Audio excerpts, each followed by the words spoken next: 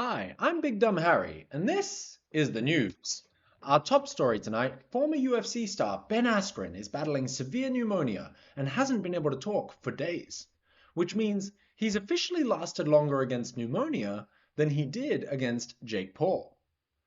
Doctors say the infection is the second most aggressive thing to ever hit him, right after Jorge Masvidal's knee. Merab Dvalishvili submitted Sean O'Malley and tied the UFC's longest win streak, which is great news for anyone who's into wrestling, sobbing, and extremely wet hugs. The UFC said they'll honor the moment by promoting Power Slap. Sean O'Malley was submitted by Merab Dvalishvili despite giving up weed, jaying the peen, and Instagram. Unfortunately, he forgot to give up getting choked by Georgians.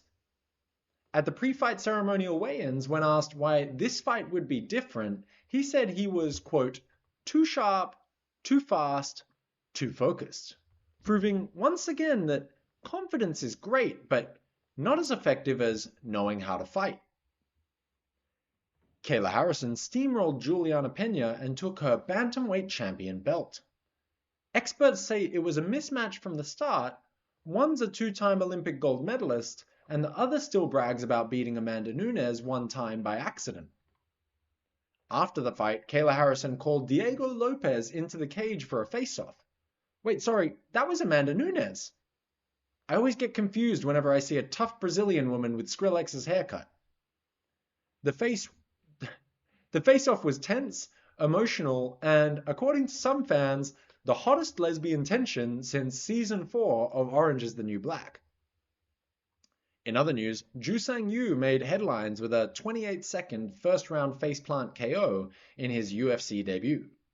And just like that, Ju Sang-Hu became Ju Sang I gotta fight that motherfucker?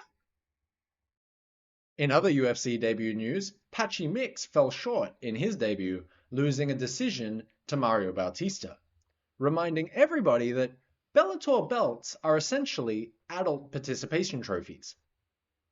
A fan petition to strip Jon Jones of the UFC heavyweight title has reached over 200,000 signatures, making it the largest collection of people who think that Dana White cares about democracy.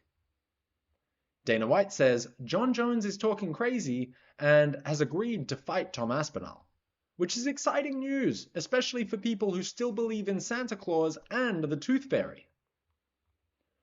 Francis Ngannou says he's ready to put his ego aside and return to the UFC, which makes sense. It's easier to move past old grudges when there's other stuff you'd rather people Google less.